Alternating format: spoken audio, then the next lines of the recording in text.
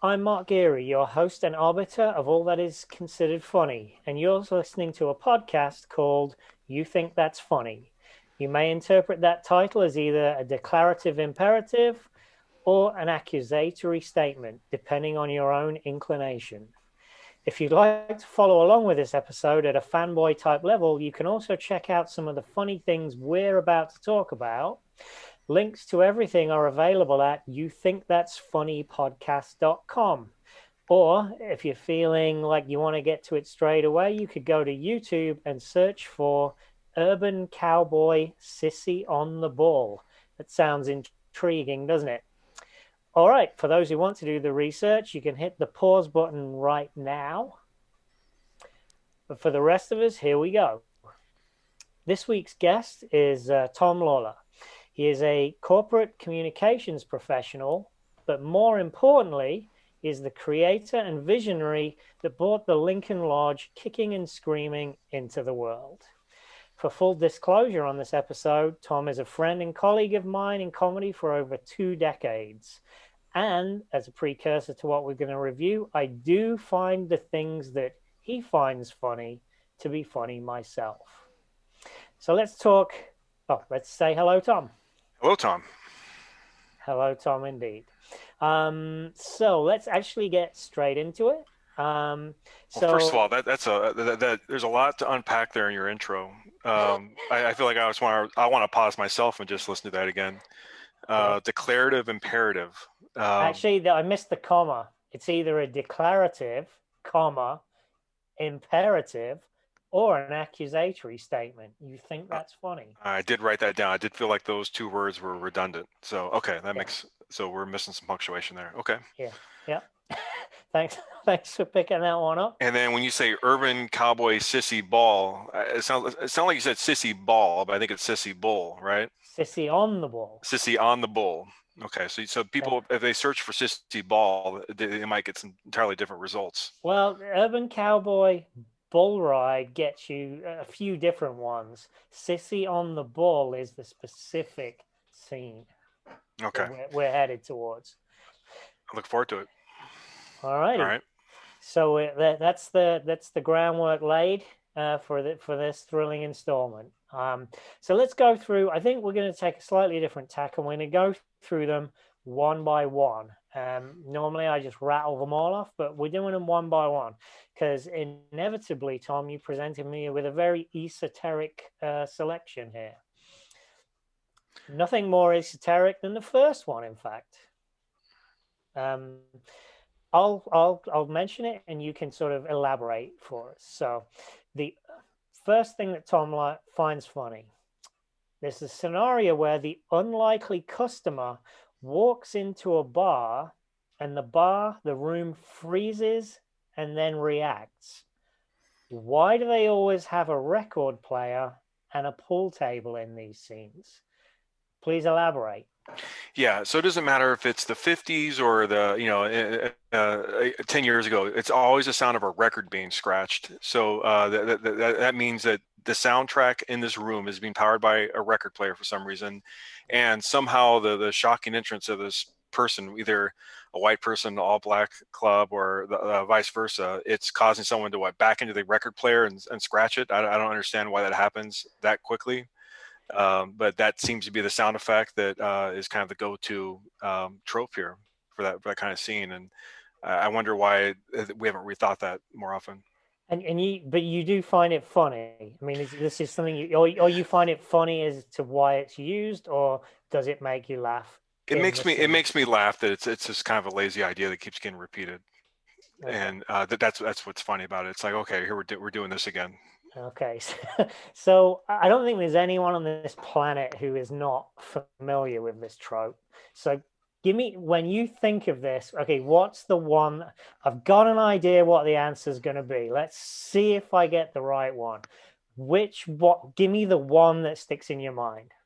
Oh well, yeah, there's one right off the top of my head. It's 48 Hours, Eddie Murphy. Ah, you beat me. I had Weird Science.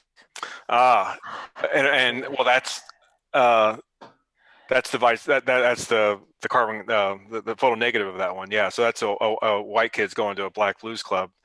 Yeah. 48 Hours as Eddie Murphy goes into an all white country club set in San Francisco, which makes a lot of sense too. So yeah, a clear indicator of the breadth of this trope. That pretty much everyone has a personal connection to it, but in a maybe a different movie. Here's a question I do have for you on this. Have you ever actually lived this trope yourself? No, I've never been to any club that had a record player as the main audio source. So if that's not happening, it's almost never gonna. The second part's not gonna happen. Well, in a broader sense, have you ever lived this? Have you ever walked into a room and just the mic drop, the whatever, the full Uh, stop happened? Not quite. I have I have performed like comedy in an all black club before, and there were some awkward moments in the beginning, but I tended to win them over. But no, I've not had that. Suddenly, everyone the volume goes down to zero and everyone stares at you. I Uh, haven't seen that yet. No, because the reason I'm dwelling on this is because this did happen to me, so it's a very exciting trope for me to discuss. And it actually happened in England, believe it or not. When I was at university, I went to a city in called Leicester, which is very, very Asian, very high. And when Asian meaning This Indian is Pakistani. this is your hometown though, right? This is my hometown where this Okay, you happened. make it sound like you visited this town called Leicester, but you should Well, say I my mean, hometown, Leicester. Okay. no, it's a no, it's not my hometown. Oh, I'm from a little village, but it's the city nearby. okay. And yeah, so we lived in when we were students, we lived in a house in an almost exclusively Asian neighborhood, Indian and Pakistani. And at the top of the road, there was a bar. I looked it up, Google Maps. It's still there, the Balmoral, and we were looking for some tinnies for after hours partying, and we said, "Oh, let's go in the pub, see if they'll sell us any." And we didn't have the record player scratch, but it was boom. I mean, it's kind of exciting to actually live the trope, to be honest. And Um, what's a tinny? oh, like a takeout beer can. Ah, okay. Yeah. So yeah, we walked in and me and my 18-year-old friends were the only non-Indian Pakistanis in the pub, and it was all eyes swiveled. It was exciting. I gotta be honest with you. I've lived the trope, and that's why I've dwelled way too long on it. But yeah, exciting one. I think everyone could name one. I mean, yeah, it's a good experience to have because so often I'm sure that the people you met they feel the opposite. So it's good every once in a while for us to be uncomfortable as white people in a group where we're the only white Yeah, person in the room. yeah, That's a growth opportunity. yeah. Well, I was after some beer, but yeah, I may have grown at the time as well. So can you name any other tropes? Because the weird science was the one that immediately zinged into my head. Other tropes of this particular like Yeah, genre, yeah, yeah. Other the like the other redneck instances bar or in the the movie. Yeah, um, my cousin Vinny has a good one where he walks into a redneck bar, and yeah, I shouldn't say redneck, people homogenized kind of racial makeup, but he goes into a bar, and he and Marissa Tomei are very Italian American, so they yeah, read as very ethnic for this group, yeah, and you think it's gonna be a scene where he's gonna kick someone's ass. It turns out he kind of negotiates it like a lawyer, this ass mm, kicking, and it's a great scene. But yeah, again, absolutely, they're playing pool, and suddenly the record scratches. Suddenly, there's a yeah, record player in the room, and so that's another good example. yeah. Cool. All right. Well, that was a good one. I like that. I like that as a way to kick off there. All right, then. So let's talk about the next one. Um, the score settling to be found in Yelp reviews. So can you clarify that a little bit? We all know what a sort of madhouse Yelp is. Um, Yeah, Yelp's a pretty scummy little platform, as you know, as a business owner. There's a lot of funniness that goes on to you know, the reviews that are on there, and the services they might offer to get those reviews taken off of there. And as a consumer, I'm sure it provides some service if you want to kind of do a little intel on that, you know, the veterinarian you want to go visit. But for the most part, you know, let's say 99.5% of our retail transactions are pretty boring occurrences. We order the pad thai, or we get our dry cleaning and we get it and it's great. But there might be that 0.5% that something goes a little squirrely, and there might be some transgressions on one side. And that's when someone goes in and they write a Yelp review. Yeah, that's almost the sole purpose of that platform, is to settle a score with a retail business that's injured you somehow. Or, you know, on the flip side, maybe it's someone that you really like, this retail business, and you want to, you know, help support them, or you want to just get some free drinks from them next time you go in. But for the most part, we don't go to Yelp to post reviews unless something really, really bad happened, or, you know, the opposite. So, so you're not, so you're just talking about it in general. I read that as like, well, I've actually been involved in a situation where it was just score settling, that it was literally someone who didn't care. There was no review involved in it. It was just I'm here to sort of kick it off.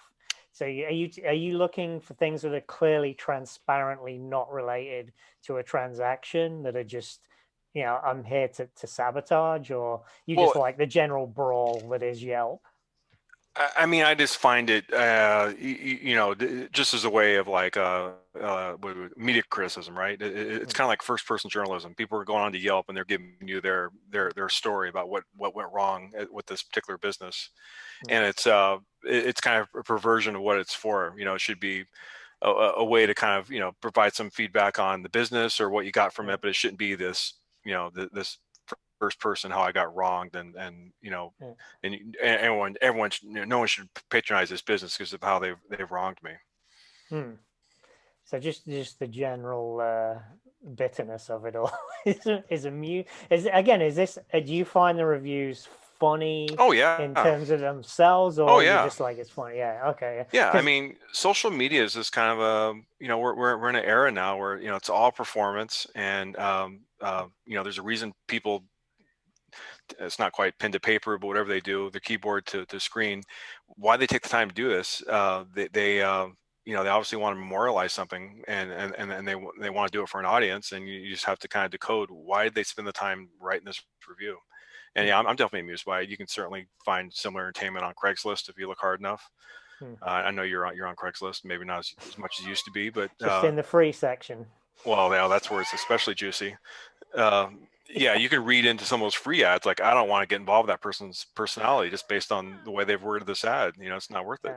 Yeah, yeah. Well, talking of Yelp, so I knew we would have to maybe revisit the Lincoln restaurant, which is our obviously our route there. Rest in And peace. Yeah. I love the thing I always loved about, one of the things I always like about Yelp is just the violent swing from 1 star to 5 star. It almost it just renders the whole thing kind of pointless, right? And I went back, and the Lincoln restaurant is still up there. The Yelp for Lincoln restaurant, 7 years after its demise. And I just wanted to remind people of a few of them. So, you know, Lincoln Lodge listeners will remember with fondness the Lincoln restaurant.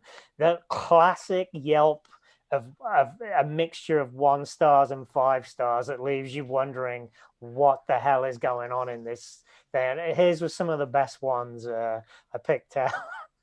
So the bad, let's start with the bad. The decor, we'll use that term lightly, is confused and outdated. It is a mix of old, new, and just plain tacky. The menu itself is as confused as the decoration in this place. It ranges from pastas to Asian to burgers. I mean, that's it right there. Which I always like that part of it. And yet it was a negative, A apparently. little something for everybody. Uh, Yeah, yeah. Nothing exceptional, but something average for every Yeah. ethnic group.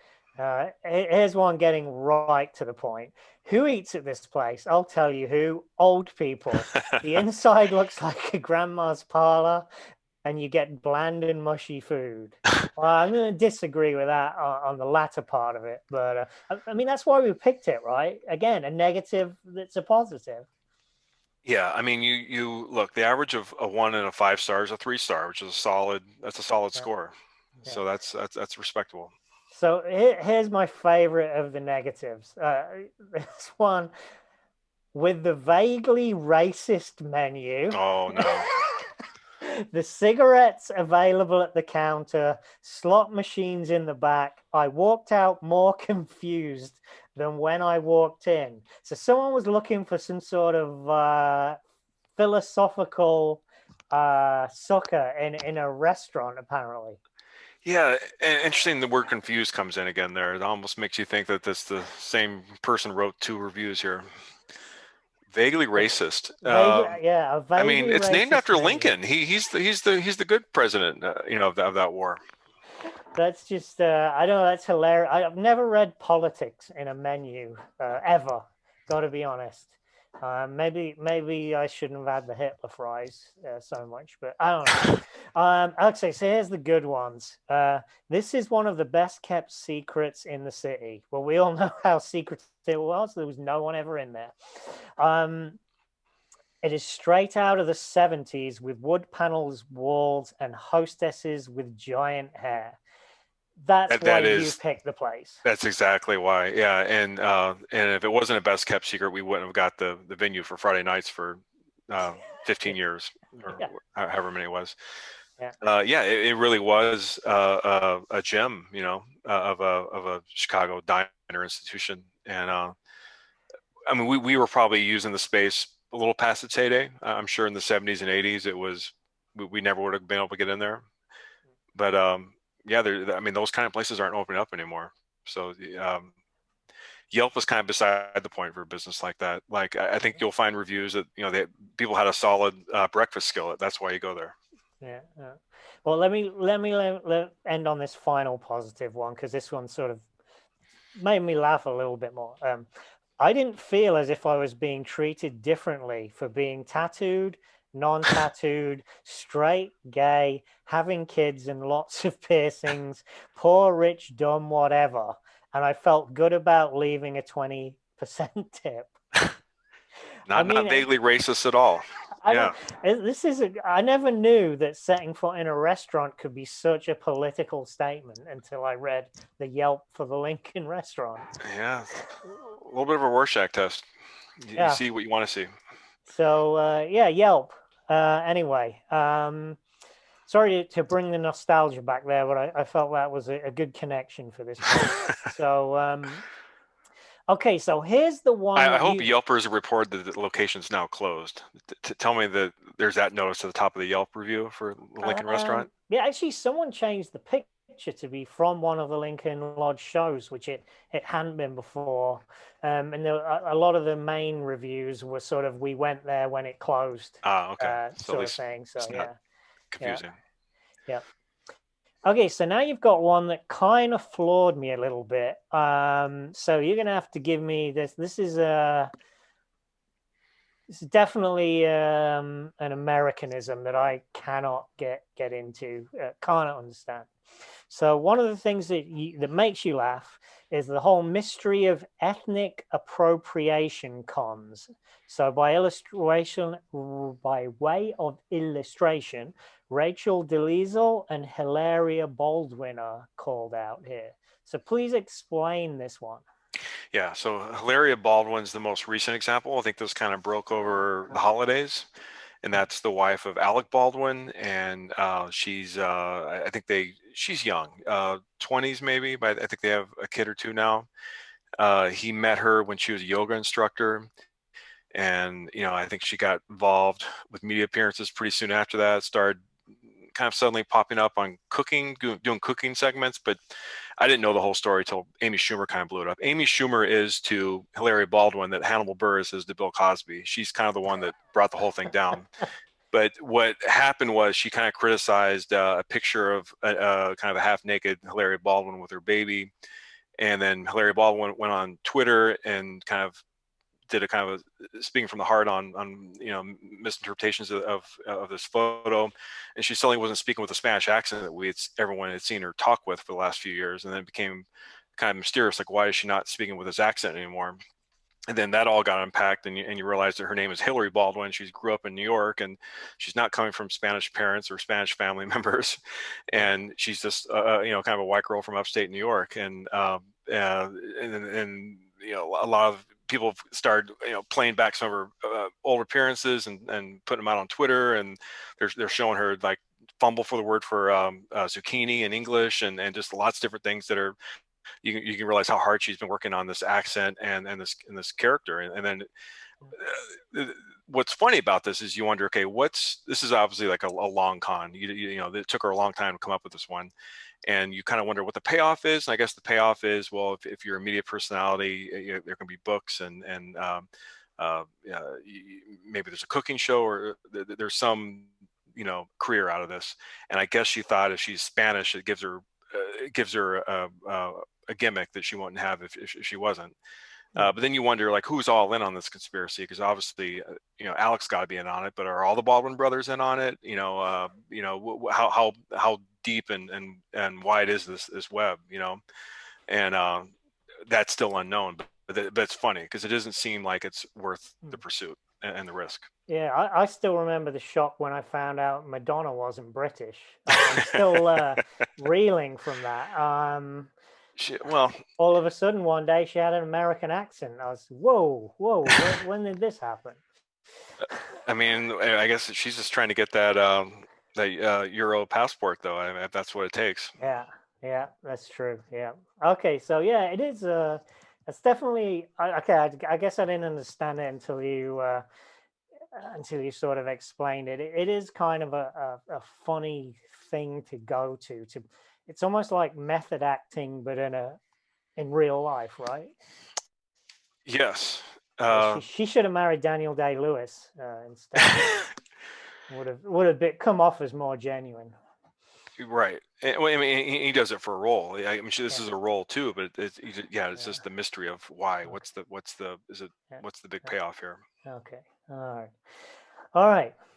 Let's get into the. I'm calling this last little bit here the Travolta section. Now, all of a sudden, things get very Travolta in the next couple of items. Is there a specific reason for that? Is there some underpinning of Travolta-esque aspect to your life that we You, need to you know know, about before we head in? no, I didn't make that connection until just now. I know the next one is just because it happened to be a movie I saw all over the holidays, so that's what made it top of mind. And then the second reason, the second I guess anecdote we're going to get into is just the first one I can think of that proves this rule. So no, it's just a total coincidence. Okay. So, viewers hopefully have seen because I had not seen this until you sent me the link. Deborah Winger does a bull riding scene in Urban Cowboy that is, we think, in intent sexy, but is no doubt hilarious. So why would this one scene of the millions of movies I know you have consumed be a thing? Well, obviously it's part of a bigger picture, right? Yeah, yeah. So let me set the stage here. So okay, Travolta does Saturday Night Fever. It's a huge hit. It's basically like his breakout from being a TV star in Welcome Back, Kotter. And then I think he does Grease right after that. Uh, or maybe I'm wrong. Maybe Grease came 2 years later. But then Urban Cowboy was early '80s. There was kind of a new trend, almost replaced disco. These kind of country western was like a new music genre that was not just big down south, but was actually happening in almost every city across the country too. And that's what Urban Cowboy was set in, which is one of these big country bars, like kind of like a barn, and down in I think Houston. And then the Mechanical Bull was the big feature of a lot of these country western bars. And they, John Travolta's character, similar to Vinny, he's got to do the big, Vinny and Saturday Night Fever, he's got to do the, do the big dance at the end. This is also to prove himself and to, you know, b- you know, basically fulfill his destiny. He has to ride this bull at the end of this movie and win the contest. That's basically kind of a similar arc. But earlier in the movie, he and Deborah Winger, who was just the, you know, basic creme de la creme of film actresses in the early '80s, they have some bumpy times in their relationship. I think she has a couple drinks and decides to get on the bull and does just the craziest, sexiest bump and grind on this bull that you've ever seen. And it goes on for so long that, I mean, first it's supposed to be sexy, I think, but it goes on for so long that it just gets totally ridiculous. And she's kind of like standing on it, and she's doing kind of cowgirl and reverse cowgirl on it. And obviously he's running it so slow that she would have that obviously the bull operator just wants to see her. He's trying to prolong it as long. I mean, it's a kind of a duet between her and the bull rider and the bull operator, but because if he actually ran at normal speed, she would have fallen off of it minutes ago. But it's just such a ridiculous scene. But I do think that they went into it thinking this is going to be a very sexy scene, but it just goes on for so long that it crosses the line to something much different. And that was, you saw it in 80. You saw it in its. This is one of those movies that would come on a lot in HBO when I was little, but I saw parts of it. I do not remember seeing that scene Hmm. back in its time. But no, I saw the scene for the first time about 2 weeks ago. Oh, okay. Oh, okay. I thought it was burned in there. All right, No, so let's just segue straight to the second Travolta part well, you then. really had nothing on that, did you? Okay, well, I we're moving. just, We're moving. yeah, I just, I think I got to see the film and see it in You its got to see it in context. proper context. Yeah. You should. Does Travolta end with the line "Nobody puts Travolta in the corner"? Is that how the progenitor of it, or whatever? Yeah. No, well, he does not say something like that, but it's No. definitely worth a watch. It's Okay. some good. I know you like some good Yeah. Americana. It's got some good Yeah. Americana in there. Okay. Okay. All right. So we've got a final one here, which I know is just a pet thing of yours. I remember you bringing up other instances. We've got when way too old actors are cast as teenagers. Obviously, the biggest one, the sort of defining moment of that is Grease, where literally the entire cast is totally miscast. So why do you look forward to films with this in, or is that a hindrance? It's not a hindrance, but it just kind of makes you wonder, like, what was going on. I mean, so Greece was, I believe that was still late 70s. I think it's just 78. 78. Yeah, I think it's a reflection of the 70s. The 70s were just not a good time for quality control of any kind. Like, you don't want to buy houses built in the 70s. You don't want to buy cars built in the 70s. The movies built in the 70s were pretty shoddy too. And I just think it's one thing. I know there's some sequences in Greece where Travolta's character is like trying out for the sports teams to impress Sandy, and I know there's some guys he's playing basketball with who've got receding hairlines, And I remember thinking that kind of bothered me. That okay, why does this guy look like he's 40 years old and he's on the basketball team? And that's Yeah, one thing. But then you look at someone like Stockard Channing, who's playing Rizzo, who could be she could be the principal of this school, yeah, but we're supposed to believe she's the pink lady. And I mean, she's obviously a great performer, and she gives it kind of some gravitas, yeah. because she's 19. She's not going to have the chops she has, and I'm Mm. sure she's almost pushing 40 in this. But it gives it all kind of what's the word? Kind of a I don't want to say grotesque, but it's a little grotesque because Yeah, it's a little weird, and it kind of takes you out of the story. yeah. I mean, I was only 10 at the time, so it didn't. Yeah, I went to see Grease. Just disclosure, I went to see Grease at the cinema 6 times, Oh, and yeah, Mark Geary wasn't always a cynical old man, and it, well, obviously as a 10-year-old, it didn't ring any alarm bells to me that there was a 30-year-old American, whatever. So, but yeah, I know it's a pet. I thought it was pet. I remember you bringing up Kevin Spacey as Bobby Darin one time, uh, and being kind of annoyed by it. yeah. I mean, he was probably in his 50s, and I think he's trying to play a 20-year-old Bobby Darin, because he's Yeah, doing the kind of it's hard when you do those biopics where it's like the whole life of someone. It's better when yeah, it's like 8 Mile, where you're just kind of following someone for like 2 days. yeah, It gets a little cheesy when it has to span years like that. yeah. I just I guess the one thing I wonder with this is, I guess I noticed it more with like the background players of like '70s movies, like the people you think we're not supposed to notice that they're too old, and I Mm, just wonder if it's like they're filming all these on a backlot, and that these actors kind of are sitting around one day, they're like day players, right? And they get called, hey, I need two construction workers and a high school basketball player, and mm, you grab the shorts and you put the shirt on, regardless if you're 20 or I mean, you're not going to be a 17-year-old unemployed actor. You're going to be probably in your 30s or 40s. So yeah. that's who they hire. Never thought about that. Never thought about that. Oh, we got Hmm. an update here. So Producer Christine. Stockard Channing was 34. Yeah, I Yeah, mean, even however old we were, I'm sure 12, 13. She didn't read to you as a high school student. yeah. She read to you as older. I think I might be the only person on this planet who might have seen every Stockard Channing film ever. I sort of saw them. I watched The Fish That Saved Pittsburgh Mm. last week. God, that was so bad. And, I mean, there's bad and then there's just like, get this thing off.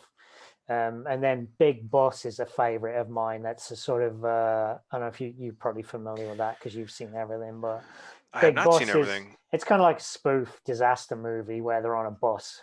Okay. So it's, Uh, it's good. okay. And then the fish that saved Pittsburgh, that was Jimmy Walker was the star of that, right? No, it was some basketball Oh, player was Julius this. Irvin, Yeah, Dr. J. Okay. yeah. It was abysmal. Anywho, let's because we got to wrap up. We are a little bit over time Oh, here, and good. you know, and if anyone believes in pacing, it's us, Tom. That's right. We didn't even Um, get to Baby Sham. yeah. So no, we're not there. That was just a back. I'll put that on the links page, but we won't get to that. Hmm. So I was looking for a pattern here, and you had me stumped. You really did have me stumped. I'm like, everything here is so esoteric and so over the board, and I look for a pattern, and eventually, out of the blue, something hit me, and that something was, you are a fan of incongruity, is what I believe. Okay. You like the thing that shouldn't be where it is, if we think about what we're looking at, right? Maybe not so much on the Yelp, but pretty much everything else. Actors that are too old. What was the first one we did?